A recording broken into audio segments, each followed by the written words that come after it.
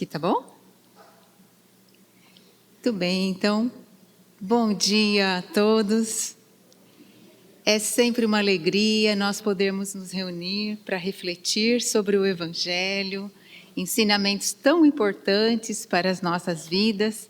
Pedimos a Jesus que nos abençoe nessa manhã, para que essas reflexões possam ser proveitosas para todos nós. Nós estamos dando início ao capítulo 10 do Evangelho. Ele se intitula Bem-aventurados os misericordiosos. A bem-aventurança completa é Bem-aventurados os misericordiosos, porque eles obterão, eles próprios, misericórdia. Mas o que é a misericórdia? O sentimento dessa misericórdia é quando a gente consegue se colocar no lugar do outro, sentindo as dores, as experiências pelas quais ele está passando, e nós temos aquele impulso de fazer alguma coisa para auxiliar aquela pessoa. Há quem use essa palavra como um sinônimo de compaixão, que serve, pode ser também. Mas a misericórdia ela é o complemento da brandura, da mansuetude, que foi estudada recentemente no capítulo 9. Porque não é possível que nós sejamos brandos, mansos e pacíficos se nós não formos misericordiosos. E o contrário também é verdadeiro, são virtudes que nós vamos conquistando. E a misericórdia, ela também pode complementar a lei de justiça, porque a justiça de Deus sempre nos ensina através das consequências de tudo que nós fazemos. Mas a misericórdia vai além, porque além das consequências do que nós fazemos, a misericórdia busca oferecer condições para que a pessoa possa se reerguer se ela tiver caído. É muito importante. E em que consiste a misericórdia? O Evangelho nos fala que ela consiste no esquecimento e no perdão das ofensas. Muito fácil de falar, mas difícil de colocarmos em prática, porque o perdão é um assunto bastante delicado. Quem de nós já não viveu essa situação de ter se sentido ofendido, magoado, prejudicado por alguém? E como nós agimos diante desta situação? Será que nós conseguimos perdoar? Será que esse assunto já ficou lá para o passado? Será que quando nós pensamos nessa questão, nós nos alteramos de alguma forma? Sentimos que o coração talvez acelere um pouquinho mais, vem algum sentimento diferente?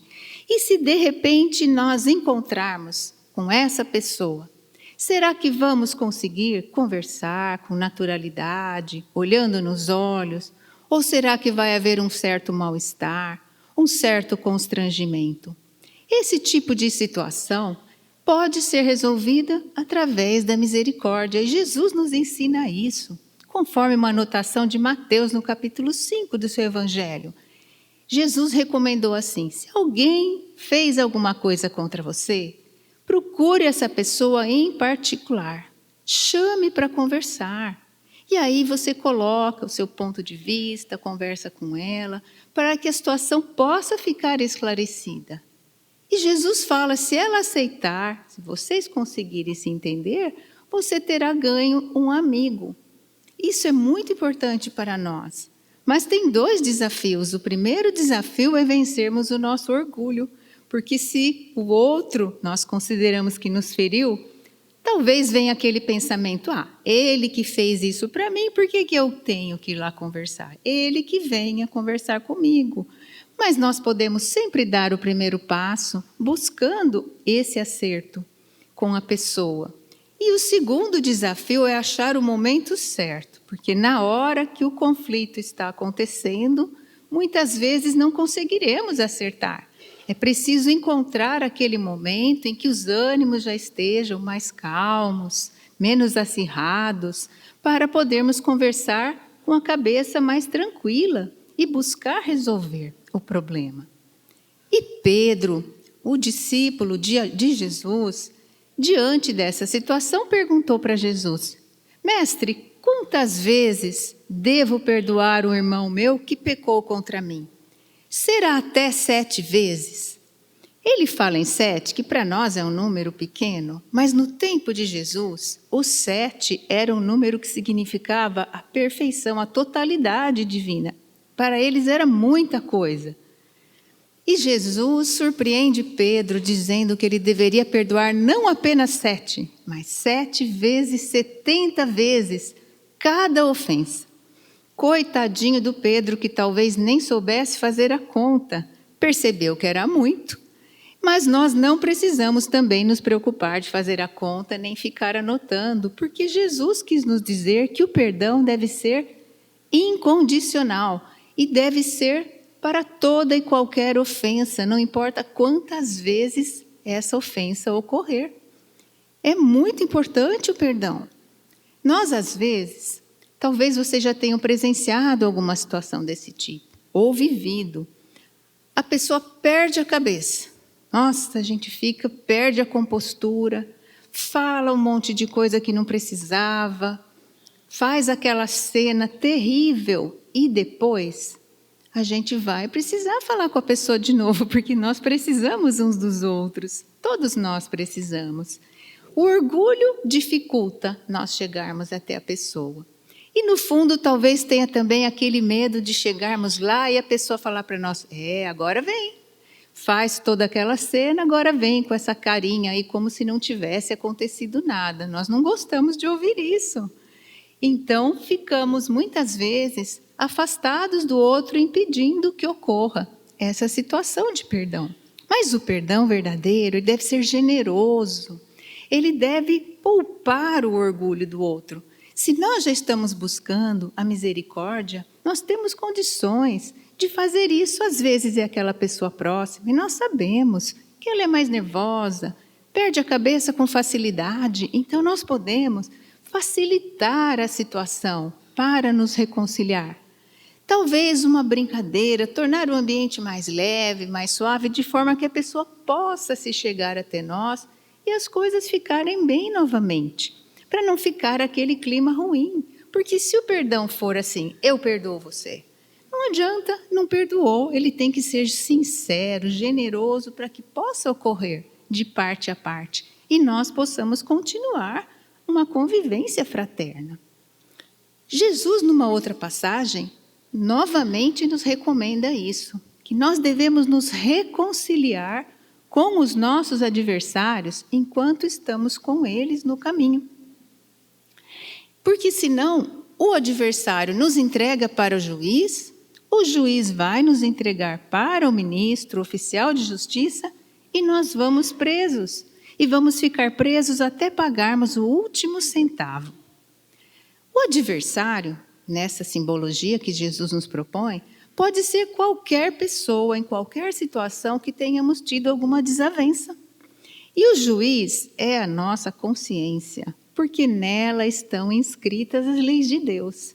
Todos nós temos consciência, ainda que alguém esteja pensando, não, tem gente que não tem consciência, não, a gente vê o que as pessoas fazem, olha, elas certamente não têm consciência, mas tem sim, Deus não se enganou. É que a nossa consciência vai despertando aos poucos, no tempo de cada um. Todos nós temos sim essa consciência, mas quando nós agimos errado, e a nossa consciência nos acusa, com bastante frequência, o nosso orgulho faz com a consciência aquilo que a gente faz com o despertador para acordar de manhã. Talvez alguém faça isso. Aperta aquele botãozinho para dormir um pouquinho mais. E a consciência dorme um pouquinho mais, mas ela acorda novamente e vem nos falar. E ela vai ficar fazendo isso até nós tomarmos uma atitude. E se nós não fizermos nada, o juiz, que é a consciência, vai nos entregar para o ministro. O ministro representa aqui a ação das leis de Deus, porque elas estão valendo para todos nós. E se nós não tomamos a atitude de nos reconciliar, que é o que Jesus nos recomenda, as leis vão entrar em ação e vão nos colocar em situações que têm por objetivo nos fazer retornar para o caminho correto.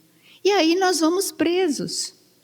Essa prisão, além de ser uma questão de consciência, também nós nos colocamos numa situação de quem precisa viver experiências para voltar a ficar dentro da lei de Deus.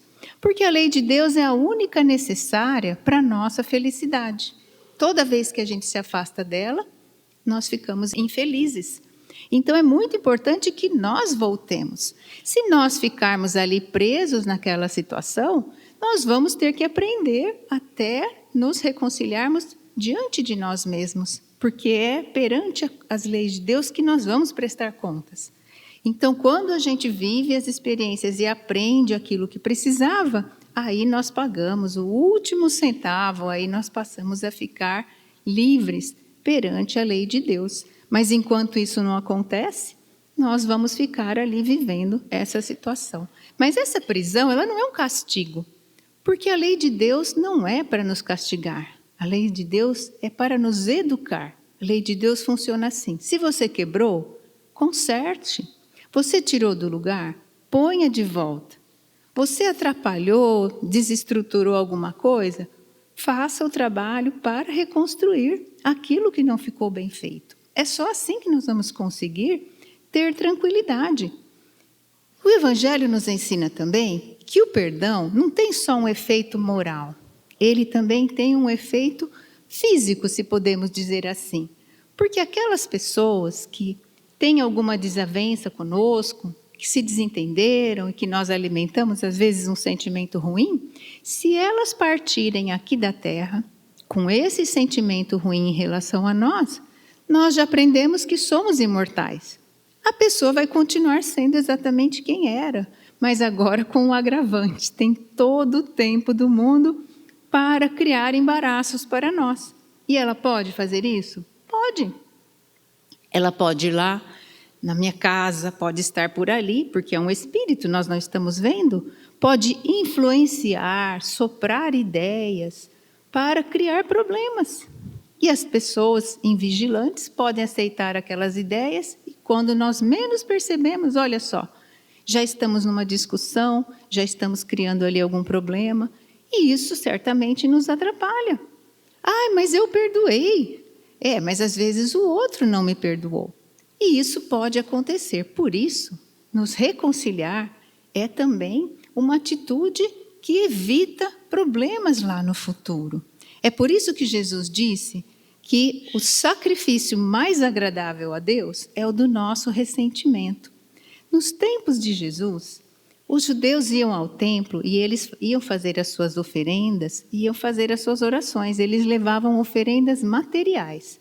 Jesus usa essa imagem para trazer um ensinamento além das coisas materiais. Ele diz assim: se você for fazer a sua oferenda, chegar lá no altar e lembrar que alguém tem alguma coisa contra você, pare tudo e vá conversar com essa pessoa. Vá se reconciliar primeiro, depois você volte e faça as suas preces. Jesus estava nos ensinando que o coração deve estar puro, deve estar limpo na hora de fazermos as nossas oferendas. É muito importante que nós pensemos nisso. E a gente tem aquele ressentimento, às vezes, quase de estimação. Parece que algumas pessoas gostam de guardar aquela mágoa, aquele ressentimento, fica guardadinho. Porque na primeira oportunidade que sai um desentendimento, a gente tira ele de lá e fala, mas você, lá em 1900 e não sei quando, você fez isso, fez aquilo outro. E não encerra nunca aquele assunto. É uma tolice da nossa parte. Seria tão melhor nós resolvermos a questão, joga lá para trás, não faz mais diferença. E não ficarmos guardando, porque isso só nos adoece, só cria problemas para nós.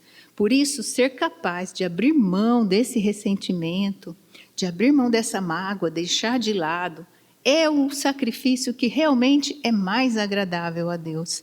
E certamente mais difícil do que fazer uma oferenda material, como se fazia nos tempos de Jesus. E nesse capítulo nós seguimos e encontramos uma mensagem de Paulo, apóstolo, nos falando que perdoar os inimigos é pedir perdão para si mesmo. Uma afirmativa muito interessante e verdadeira, porque quando nós olhamos para aquela pessoa que fez alguma coisa que nós consideramos que foi ruim para nós, Se nós estamos buscando a misericórdia, nós entendemos, olha, a pessoa deve estar num momento ruim, um desequilíbrio, alguma coisa assim, porque quem está bem, está equilibrado, não age dessa forma. E se nós conseguimos deixar de lado, perdoar aquela pessoa, no futuro, quando eu me equivocar, porque todos nós nos equivocamos, mesmo quando não queremos, ela vai poder me perdoar também. Outras pessoas vão poder me perdoar, vendo a minha disposição de oferecer o meu perdão. E perdoar os amigos, diz Paulo, é dar prova de amizade. Todos nós temos amigos e talvez algum amigo já tenha dado uma escorregada conosco, feito alguma coisa que nós consideramos que não foi muito boa. E quando isso acontece, nós temos duas possibilidades. Ou nós olhamos para aquele equívoco que a pessoa cometeu e nós valorizamos e nos sentimos extremamente ofendidos e nos apegamos naquilo e deixamos a amizade de lado, às vezes até encerrando a amizade. Ou nós olhamos para a amizade. Nossa, essa pessoa é tão querida. Há quanto tempo está comigo na caminhada? Quantos momentos bons já tivemos? Ela se equivocou hoje, mas é uma pessoa tão boa. Deixa isso para lá. E aí você deixa aquele equívoco de lado e valoriza a amizade. Você dá uma prova de amizade para aquela pessoa e segue com ela, o que é melhor ainda. E Paulo nos fala que perdoar as ofensas de uma forma geral é tornar-se melhor, mostrar-se melhor. Melhor do que quem? Melhor do que nós mesmos. É a única comparação válida que nós devemos fazer. A cada dia olharmos se estamos nos tornando melhores, compreendendo mais os ensinos do Evangelho, para que nós possamos avançar. O perdão é tão importante, mas talvez ele seja difícil, porque nem sempre nós compreendemos o que é. Talvez algumas pessoas pensem que perdoar é como se a gente passasse um pano ali na situação e deixar, faz de conta que a pessoa não tem responsabilidade. E aí lá dentro de nós alguma coisinha fala assim, mas vai ficar por isso mesmo? Não vai acontecer nada com ela? Claro que vai, porque cada um de nós, perante Deus, precisa prestar contas de tudo o que faz. E nós todos vamos sofrer as consequências dos nossos atos, sejam eles bons ou maus. Então, nós não precisamos nos preocupar com o que vai acontecer com a outra pessoa. Mas nós precisamos pensar no nosso lado, porque nós temos que responder perante a nossa consciência. Então, o perdão não é você liberar o outro da responsabilidade, até porque nós não temos esse poder, mas é nós nos libertarmos do efeito negativo que a ação do outro provocou em nós. Deixa, você segue em frente. A gente, quando não perdoa, não percebe, mas nós ficamos presos no outro. Uma vez eu vi uma situação assim, a pessoa tinha se desentendido com outra, mas ela sempre fala assim, o que é de baixo não me atinge, eu sou superior. Mas estava lá numa situação onde a outra, podia chegar a qualquer momento. Está lá conversando bem tranquilamente, quando a outra pessoa entra, muda a atitude. Por quê? Porque a pessoa está presa, fica ali olhando, porque quando o outro aparece, tem que mostrar como eu sou superior, como eu não estou afetado por aquilo que a pessoa fez. E não percebemos que ficamos presos pela falta de perdão, ao passo que nós poderíamos exercer a misericórdia, olhar para aquela situação, ver o que motivou a pessoa a agir daquela forma, para que a gente possa, de fato, deixar isso de lado. É por isso que Jesus disse que os bem-aventurados são misericordiosos, esses são bem-aventurados, porque eles próprios obterão misericórdia. Porque senão a gente vai lembrar lá do Pai Nosso, quando fala assim, um trechinho que todos conhecemos, perdoai as nossas ofensas, assim como nós perdoamos aqueles que nos têm ofendido. Mas será que a gente faz nessa mesma proporção? Muitas vezes nós queremos um perdão que nós ainda não conseguimos oferecer para os outros. Por isso, é importante a cada momento nós praticarmos. Então, como que a gente vai começar? Vamos procurar a pessoa, vamos chamá-la em particular, como Jesus recomenda, num momento apropriado. Vamos conversar com calma, tentar resolver isso para que a nossa consciência não nos acuse, não nos faça ficar numa situação de ter que resolver de qualquer jeito. Vamos nós tomarmos essa atitude e oferecermos como um sacrifício para a divindade o nosso ressentimento, a nossa mágoa. Não vamos ficar carregando, isso só vai nos adoecer. E assim nós vamos dando essas provas de amizade, vamos nos mostrando melhores, vamos exercitando aos poucos essa misericórdia, sendo os bem-aventurados que Jesus falou, para recebermos também essa misericórdia de volta. Porque feliz é aquele que pode pôr a cabeça no travesseiro pensando, eu não tenho nada contra ninguém, ninguém tem nada contra mim. Essa é uma bênção muito grande que nós podemos, cada um, conquistar através dos nossos esforços, através da nossa dedicação. Que nós possamos ter uma vida cheia de misericórdia, cheia de boas intenções. Já podemos hoje mesmo relembrar se tem alguém que precisamos já conversar um pouquinho para deixarmos as coisas mais tranquilas para as pessoas e para nós também. Que possamos seguir com muita paz, com muito amor. Agradeço pela atenção, tenhamos todos um bom dia.